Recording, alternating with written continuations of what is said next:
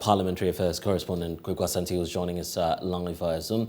Kweku, we know that the plan of the Ministry of Foreign Affairs was also to raise some, of course, money to reconstruct the Accra International Conference Center. We're getting fresh details about how much it may cost us and also attempts by minority to block that. Tell us more about that.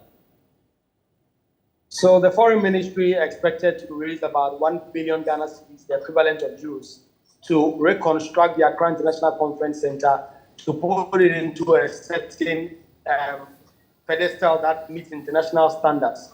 So they were to the money, they put that in the policy statement in the budget.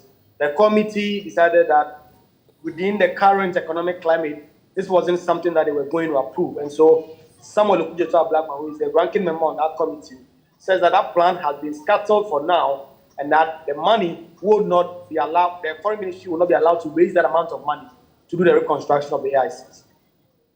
The Accra International Conference Center redevelopment project. Mr. Speaker, it will surprise you to hear that a whopping 160 million euros, 160 million euros has been earmarked for this project in what is being described as a PPP arrangement. Mr. Speaker, as we have noted in our report, and I want to read verbatim from page 19, the last paragraph. Some members of the committee expressed their inability to support the reconstruction of the Accra International Conference Center because of the distressed nature of the current economy. They again argued that the reconstruction of the AICC has not been captured in the list of essential projects of the Ministry of Finance for the year 2023. The committee recommends that the Ministry endeavors to produce the report of the feasibility studies and the structural integrity on the AICC to inform future decisions on the project. Mr. Speaker, we want the House and the Hansard to record that our side does not support this project, particularly at this time. We have not seen the structural integrity report. We have not seen the value for money report. We have not seen the feasibility studies report. Well, Kweku, just a bit more on that. Are we getting official reasons as to why the Ministry of Foreign Affairs is making such claims and asking for the reconstruction of the Accra International Conference Center? So we know that for some time the conference center has been in a deplorable condition. The ministry has sought to raise the standard of the conference facility to meet international standards, to be able to host international conferences. The minister herself was on the floor to sort of defend the project and why she thought that it was very important for government to be able to raise that amount of money to be able to construct the facility. But the minority's concern, like you very good to Black there, is that we are in economic crisis. Government does not have enough. Government should not be venturing into such ventures for now, that if later the economic challenge is fixed and that the country returns to some stable footing, then that can be dealt with. The minority are also against opening of new embassies, opening of new missionary posts across the country, around the world. They've been saying that it is the same reason for which they are blocking the construction of the AICC, that there's no money and the government should put on hold some of these projects for later. The House is equally rising today. What are some of the final processes and marches happening ahead of that final sitting? So, Blessed, that is the expectation that by the close of today, they would have been able to complete the Appropriation Act, pass it into law, then go on break. And so if you look at the other paper, there are a number of key things that are on it, a number of key measures that government intends to push through.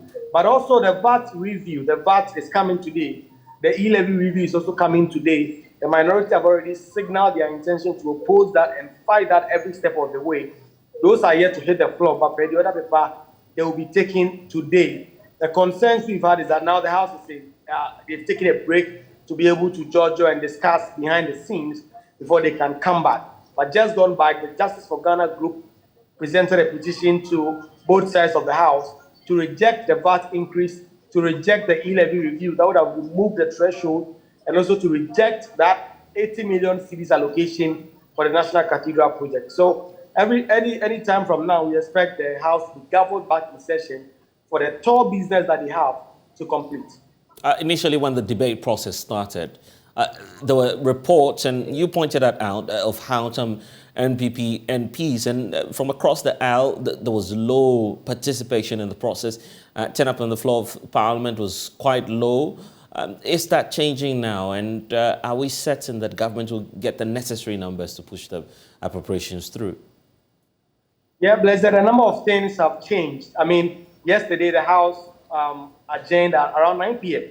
There were still enough MPs on the floor to transact business. So things have changed. There are more MPs coming in, and these are high stakes.